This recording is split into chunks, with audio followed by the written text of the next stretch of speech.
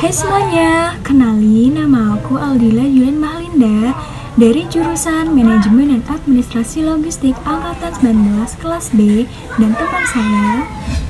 Halo, saya Arina Safitri, NIM 107. Nah, di sini kita akan menjelaskan mengenai apa sih itu letter of credit, apa aja jenisnya, dan apa aja contoh produknya. Simak terus ya.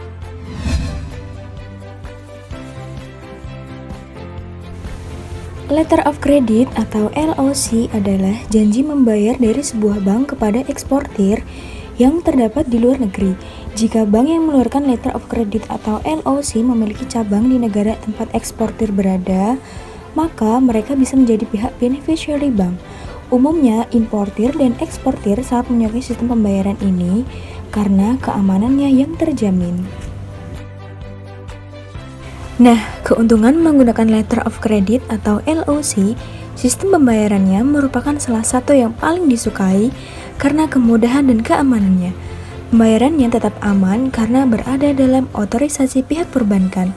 Pembayaran hanya akan cair apabila pihak pembeli dan penjual sama-sama memenuhi persyaratan. Selain itu, bank menjadi pihak ketiga yang punya prioritas penuh dalam menjamin proses transaksi perdagangan luar negeri berjalan dengan lancar. Hanya bank yang bisa mencairkan dana ketika persyaratan dokumen Letter of Credit atau LOC terpenuhi. Ada 5 jenis Letter of Credit. Yang pertama ada Revocable Letter of Credit, yang kedua Irrevocable, yang ketiga Back-to-Back LOC, yang keempat Revolving LOC, dan yang terakhir yang kelima Unrestricted LOC. Yang pertama tadi, Revocable Letter of Credit, jenis LOC yang bisa dibatalkan ataupun diubah sewaktu-waktu secara sepihak oleh bank pembuka atau opening bank karena ada alasan tertentu tanpa adanya pemberitahuan lebih dulu pada si penerima. Biasanya jenis LOC ini harus terus dicek setiap waktunya. Yang kedua ada Irrevocable. Transaksi yang satu ini tidak bisa dibatalkan oleh satu pihak selama perjanjian tersebut masih dalam waktu yang valid. Selanjutnya yang ketiga, Back-to-Back LOC. Sifatnya seperti reseller, di mana si penerima ini sebenarnya bukan pembelinya, tapi hanya sekedar perantara. Perantara ini meminta bantuan pihak bank agar pemilik dan penerima barang-barang yang sebenarnya memiliki akses LOC dengan menjamin LOC yang diterima dari luar negeri. Yang keempat, Revolving LOC. Letter of Credit ini bisa dilakukan berulang-ulang, di mana kedua pihak yang bertransaksi bisa menggunakan kembali kreditnya untuk melakukan transaksi yang berbeda. Dan jenis Letter of Credit yang terakhir, yang kelima, ada Unrestricted LOC, di mana dalam hal ini pihak eksportir maupun importir tidak dibatasi melakukan negosiasi di bank maupun yang diinginkannya. Contoh produk Letter of Credit dari Bank BRI Kantor Cabang Semarang Pattimura. Ketika nasabah sebagai eksportir, maka bank berperan sebagai advising bank. Proses menerima Letter of Credit dimulai dari kantor pusat yang akan memberitahukan kepada kantor cabang lewat sistem atau melalui SWIFT. Salah satu SWIFT yang digunakan di BRI adalah SWIFT kode. Kemudian, BRI sebagai office bank meneruskan kepada nasabah selaku eksportir. Bank BRI Kantor Cabang Semarang Pattimura sendiri berfungsi sebagai pengumpul atau perpanjangan tangan dari Trade Processing Center yang berada di Surabaya. Tugasnya hanya mengirim dokumen dari nasabah ke kantor pusat dengan email. Selanjutnya, nasabah harus menyiapkan dokumen yang harus dipresentasikan. Nah, adapun prosedur pembukaan Letter of Credit di Bank BRI Kantor Cabang Semarang secara umum yaitu importer mengajukan permohonan pembukaan Letter of Credit. Kemudian, importer mempersiapkan dokumen. Lalu, bank melakukan pemeriksaan dokumen. Apabila sudah sesuai, maka pihak bank akan langsung mengkredit rekening. Berikut ini adalah contoh kasus dari Letter of Credit.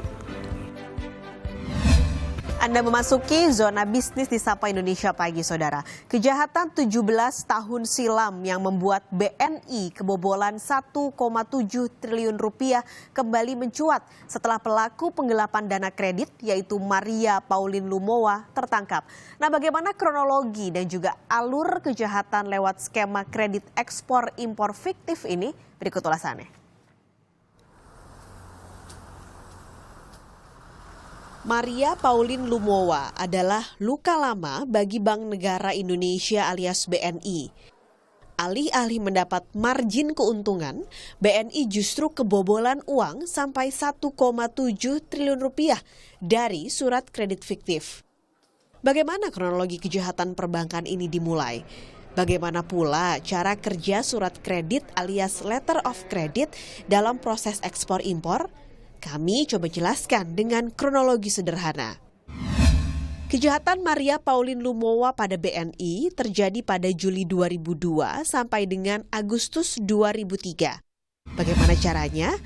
Bank asing menerbitkan surat kredit alias LC untuk importir di luar negeri.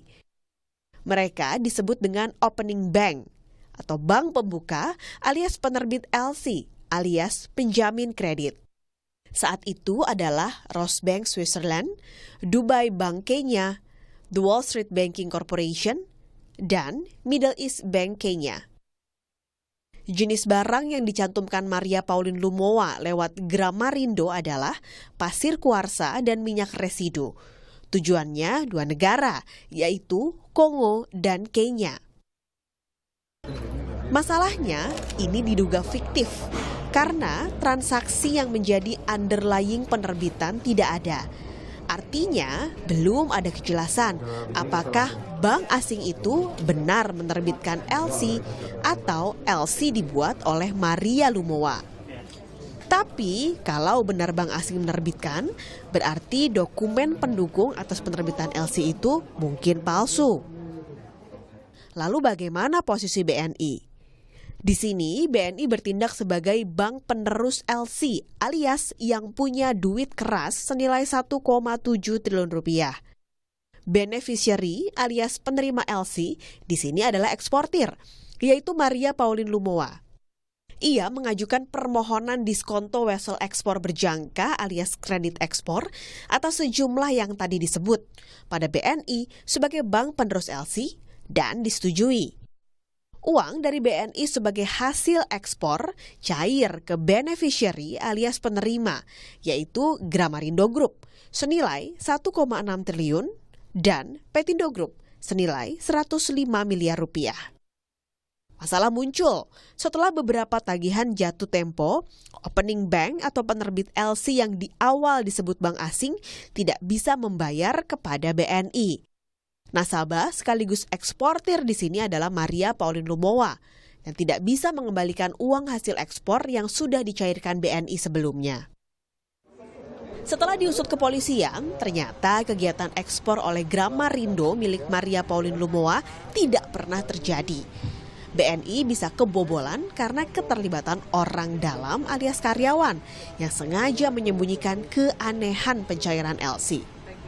Kembali ke awal, sejak kasus BLBI, sistem dan prosedur pengamanan kredit di perbankan direformasi, termasuk transaksi LC Bank BUMN. Akan tetapi, sistem pengamanan yang mumpuni di sebuah bank akan tetap kalah jika ada moral penjahat orang dalam, yaitu karyawan bank yang punya kuasa. Kita bahas lebih dalam sebenarnya letter of credit ini apa sih? Jadi letter of credit ini sebenarnya skema yang wajar digunakan di sistem pembayaran internasional. Kenapa? Karena letter of credit ini jadi seperti jaminan ya, semacam jaminan untuk penjual pembeli, dalam hal ini adalah eksportir dan importir yang sudah pasti jaraknya jauh. Karena biasanya eksportir di negara A, importir di negara B. Nah, letter of credit ini jadi jaminan keduanya akan bertransaksi aman, tidak saling menipu. itu gunanya letter of credit. Maka dari itu ada juga pihak lain di antara penjual dan pembeli yang biasanya adalah bank, yaitu bank di negara A atau bank di negara eksportir dan bank di negara importir. Jadi eksportir akhirnya bisa menerima pembayaran dari importir setelah barang dan dokumen dikirim ke importir. Jadi keduanya akan merasa safe, merasa aman karena biasanya juga kenapa eksportir dan importir ini memakai letter of credit, biasanya antara keduanya belum pernah bertemu atau belum pernah bertransaksi sebelumnya, jadi belum ada kepercayaan di antara keduanya. Nah, letter of credit ini digunakan supaya keduanya merasa safe. Saya akan jelaskan lagi sebenarnya skema dan alur letter of credit ini, pembuatannya, transaksinya seperti apa. Jadi kita hapuskan dulu yang kasus BNI ini. Secara umum, letter of credit ini sebenarnya dikeluarkan atau diterbitkan oleh importir. Importir dalam hal ini adalah pemohon. Kita anggap dia ada di negara A.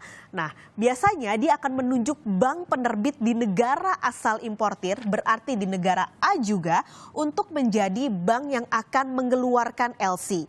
Nantinya eksportir, yaitu beneficiary dalam hal ini adalah eksportir yang ada di negara B, juga akan menunjuk bank di negara B, di negara yang sama dengan eksportir, untuk nantinya akan mendapatkan dokumen dari bank di negara A yang merupakan bank penerbit untuk bank penerus ini yang mengeluarkan uang tunai ke beneficiary yang dipilih oleh eksportir ini.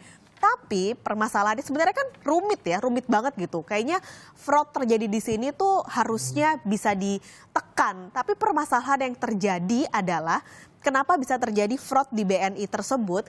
Jadi kalau kami coba riset, sebenarnya kasus ini siapa sih importirnya? Nah, ini pertanyaannya. Jadi tidak pernah ada informasi soal siapa importir yang sebenarnya membeli barang dari Gramarindo dan juga Petindo. Siapa? Ini tidak ada pertanyaannya. Jadi Gramarindo dan Petindo ini memilih 4 bank ini yang ada di Kenya dan juga Kongo. Ini memilih 4 sebagai bank penerbit LC dan akhirnya diberikan kepada BNI, dalam hal ini adalah bank penerusnya. Karena BNI sudah mendapatkan dokumen LC-nya, akhirnya dia mau nih ngasih 1,7 triliun rupiah ke dua grup ini. Permasalahannya adalah satu, ternyata transaksinya nihil. Ini yang masih pertanyaan besar. Kok bisa sih transaksinya nihil? Sebenarnya apakah dokumennya yang palsu? Atau 4 bank ini yang sebenarnya mengeluarkan dokumen palsu? Atau Gramarindo dan Petindo ini mengeluarkan LC palsu? Ini yang masih nggak jelas karena sudah pasti dananya yang dari negara atau dari bank di negara penerbit ini nggak ada 1,7 triliun. Jadi BNI akhirnya rugi 1,7 triliun. Tentu tidak berdampak sistemik ketika itu di 2003, tapi berdampak pada keuangan atau kinerja keuangan BNI terutama di angka kredit macet atau angka NPL-nya dan juga perhitungan kinerja keuangan di kuartal pada tahun 2003 tersebut. Lalu sebenarnya di letter of credit ini tidak hanya letter of credit yang biasa digunakan oleh eksportir importir, tapi banyak yang menggunakan letter of credit karena mereka merasa kegunaannya paling mudah, paling terjamin gitu. Karena satu, prosedurnya sangat rumit. Tadi kan sudah saya jelaskan ya, rumit sekali karena ada 4 pihak di sini. Eksportir, importir, lalu juga ada 2 bank asing dan juga Indonesia. Sebenarnya penjaminannya rumit. Banyak sekali dokumen yang harus diverifikasi. Tapi lagi-lagi karena ada oknum nakal di dalam BNI, akhirnya bobol. Nah, padahal harusnya penjaminannya ini sangat rumit. Yang kedua, ada risiko pembatasan devisa. Karena kalau tadi Anda lihat, kenapa nggak importir langsung aja bayar ke beneficiary atau bank di negara A atau bank beneficiary langsung ke bank penerbit gitu, atau sebaliknya importir langsung ke bank penerus. Nah, ini ada dana-dana atau biaya yang harus dibayarkan lebih oleh eksportir dan juga importir. Ini nggak terjadi kalau mereka pakai letter of credit. Itu dia kenapa akhirnya banyak yang memilih letter of credit. Dan nih pembayarannya pasti karena bank baru akan ngeluarin uang ke eksportir kalau barangnya sudah sampai diimportir. Kalau ada apa-apa, maka ini akan jadi urusan antar bank, yaitu bank penjamin, nih ya, jelaskan lagi, bank penerbit dan juga bank penerus. Ini kalau dana dan juga transaksinya tidak ada. Masalahnya di BNI ada oknum di dalamnya sehingga yang harusnya penjaminannya pasti, pembayarannya pasti, buyar semua. Sebenarnya letter of credit nggak hanya sendiri, ada beberapa skema yang digunakan oleh eksportir-importir kalau mau pembayaran. Jadi ada yang pakai tunai, lalu juga pakai cek, pakai wesel. Tapi ini biasanya digunakan oleh mereka yang sudah punya transaksi bisnis lebih lama. Bukan yang pertama kali digunakan, bukan yang pertama kali bertransaksi. Ada rasa keamanan dan kepercayaan antar kedua pihak. Lalu juga biasanya ada yang pakai escrow account atau kalau di Indonesia istilahnya rekber gitu, rekening bersama. Mereka buka satu, jadi kalau ada apa-apa bisa ditransaksiin oleh dua belah pihak. Masalahnya escrow account ini juga punya tingkat ketidakamanan. Jadi misalnya nih kalau importirnya udah bayar, diambil nih sama si eksportir uangnya. Ternyata eksportirnya nggak ngirimin barang ke importir, itu importirnya udah nggak bisa apa-apa karena uangnya udah diambil sama eksportir karena ada di escrow account atau rekening bersama dan dua belah pihak bisa sama-sama bertransaksi di rekening tersebut. Itu makanya kenapa letter of account lebih sering digunakan dalam transaksi perdagangan internasional. Itu tadi penjelasan kami seputar teori, contoh, dan kasus dari letter of credit. Sekian dan terima kasih semuanya.